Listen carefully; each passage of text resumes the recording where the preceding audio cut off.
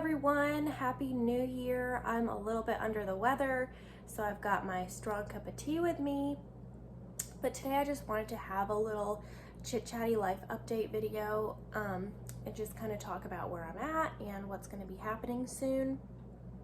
And so yeah, let's just dive right into it. I graduated on December 9th with my degree in accounting, and I had my internship last spring, so spring 2022.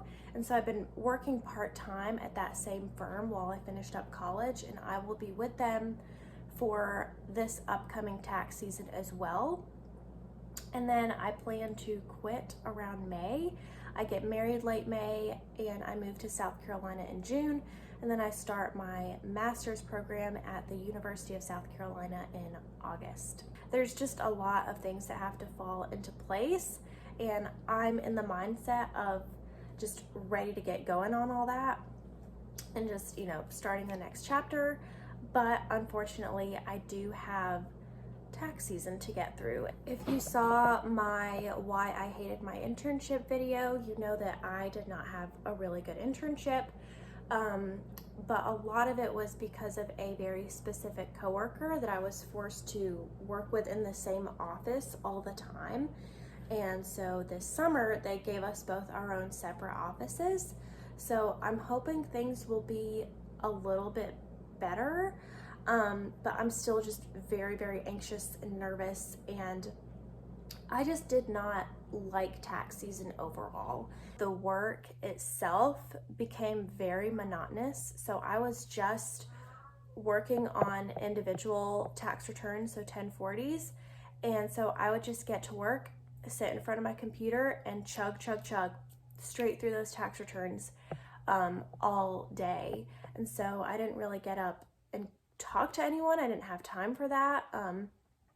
Of course, I was really anxious over everything that was happening with the coworker and the constant demeaning comments and sexist comments he would make. I am really, really dreading this tax season. I just don't want to do it. I know that I'm going to have to give up all my free time, all my mental health, all my happiness, and just go do taxes for the next 3 months. And I'm really not excited about it. Another thing I meant to mention earlier, because I took some notes I wanted to share. In my firm, and again, I don't know if this is everywhere, I can only speak for my firm, but I kind of felt like there was this unspoken expectation to go above and beyond for the firm. And so I'll give you an example. So during tax season, our hours were 8 o'clock to 6 o'clock. So it's a 9-hour workday, although the staff and the partners and pretty much everyone usually comes in early and stays late. Now, near the end of tax season, when I start to get really depressed because of my lack of work-life balance, I decided to implement a boundary. And I know it's going to sound silly, but I just needed to do it. And it sounds like, duh, a no-brainer, but I mean, again, when you're with all these people, it's hard to stick to this. Anyway, I decided that I was going to walk in at 8 o'clock and I was going to walk out at 6 o'clock. And that's what I was going to do because that's what I was scheduled to work for. And every single time I would leave at 6, there were a lot of times where I was the first one leaving, where I was the only one leaving. And I would get funny looks, I would get questioning looks like, why are you leaving? There were also other kind of social events that I was expected to take part in. And one example of that was having mandatory group lunches on Friday where everyone in the office would go out to lunch. I want to be very specific, and I talked about this in my internship video, but these lunches were not paid for by the company. You were expected to pay for yourself. And at these lunches, it was just a breeding grounds for gossip. They would just talk about, if you didn't come to the lunch, they would talk about you. You would be the subject of the conversation. So I know that every time I managed to get out of the lunch, that they would be talking about me. And so all of this social stuff would be manageable for me, if I actually liked the work, and I don't. It's extremely monotonous, and just the way the firm had it set up for interns, if I had a question on something, it was very hard for me to get an answer. And the tax returns that I prepared were not reviewed until weeks later. And honestly, tax season was just so bad that I'm actually considering not even getting my CPA license, which I can make a whole video about because I haven't fully decided whether or not I'm going to go for my CPA for pretty much my entire time in college. That was my plan, was to get my 4 years of undergrad and then do my master's and then go sit for the CPA. But I'm just not as sure anymore if that's what I want to do, because I know for sure that I don't want to do external auditing when you go and audit public companies, because it's a lot of travel, it's a lot of like group teamwork, and I don't really like that. I'd prefer to just do my own work like you do in tax, but the problem is I don't like tax. And so I feel like, you know, what's the point of getting my CPA license if I'm not gonna use it? And again, I can do a whole video explaining my thought process and you know, how I kind of arrived to this conclusion. I will say accounting on its own is a very shape-shifting kind of profession, meaning you can do a lot with it. You can work pretty much everywhere needs accountants or needs bookkeepers or needs some sort of accounting. And so one piece of advice that I got from my audit teacher this past semester was, if you are working a job that you hate, you don't have to stick with it. You can leave. There's nothing tying you to a job that makes you miserable. And that's a piece of advice that's really stuck with me. And so I actually kind of looked into getting a different job for this spring.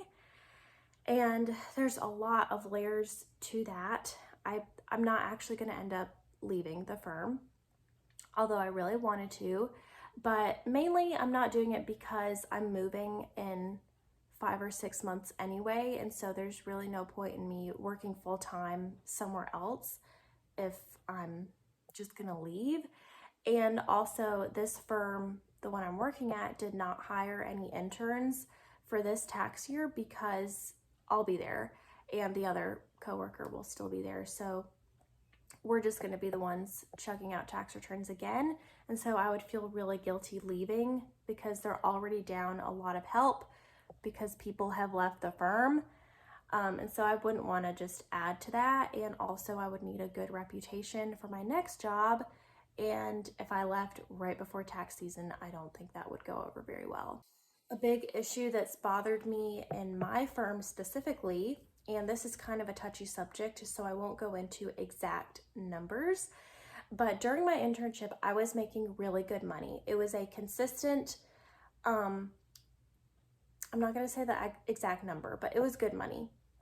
And then after the internship, even though I stayed on to work part-time, my pay dropped about, let me think, it dropped $7 lower than what it was per hour. And so it was this number, and then after the internship ended, even though I was still working part-time, even though I had more experience, it dropped $7 lower per hour, and that's where it was. And so after I got my degree in December, I went and talked to one of the partners, and I told her that, you know, now that I have my degree and now that I have experience working in tax and I have a whole internship, a whole tax season under my belt, is there any way I can be bumped up in pay? Especially because, like I said earlier, we're down a bunch of staff, and so I will be taking on more responsibilities and a bigger workload than I did last year. And so I thought it was only fair that I be compensated justly. And so she told me they don't usually change people's pay once, you know, it is what it is, but she would put in a word with HR. And so I did end up getting a raise to $2 higher than what I was making. And so I was at this number during my internship, and then I dropped $7 lower, and now I'm $2 above that. And that makes me really upset because, like I said, I have a degree, and if I left and I got an entry-level job in accounting somewhere else, I would be making much more money. I was hoping they could at least match me to where I was last year for the internship. Like, I think that really wouldn't be fair. I would say a little bit above that would be fair given my experience, but my pay is so low, and that's a big reason why I wanted to leave. My experience obviously is not like everyone else's. I think some of these issues you will encounter no matter where you work, like the kind of clickiness, bad coworkers, you know, you can find that anywhere. But the work-life balance, I think that issue is pretty standard no matter which area of public accounting you go in. I only say that because all of my professors in accounting that I've had have worked in public accounting and left because of the work-life balance. I've heard that time and time and time again. But if that is your thing and you're very driven and you want to work as much as possible, great job. Keep going. Accounting is probably, you know, a great fit for you. But for someone that has a life outside of accounting, and wants a family and wants to be there for my, you know, future husband, and wants to keep up a home and do things outside of work, yeah, that's why I think public accounting might not be the best for me. It's just a horrible feeling to kind of know what to expect with tax season, and to know that I don't like it, and to know what's coming in terms of, you know, social responsibilities and lack of work-life balance and all those things. I know those things are happening, and work I hate. And the only thing that would make it bearable was if I was paid well, and I'm not even being paid well. So that is kind of why I'm dreading tax season. The first day of tax season starts tomorrow. So I'm on my last day of kind of winter break, and I'm sick. So love that. That's why I have my strong cup of tea. Also peep my University of South Carolina mug. Y'all, I'm so excited to move to Columbia. Me and my fiance and his mom visited Columbia early December. We went for a few days to just look around the town and look at neighborhoods, and we had the best time. It's such a beautiful place, and I really just feel like it's something that the Lord is preparing for us, because I did apply sight unseen, and I did accept their offer sight unseen, meaning I'd never been to the town, never seen the campus. I just really took a leap of faith there, and I feel like it's exactly where the Lord wants us to be, and I'm so excited. It literally took me a good week or week and a half to mentally return to where I live now, because I was still in Columbia. And I'll be honest, I wish I was there now.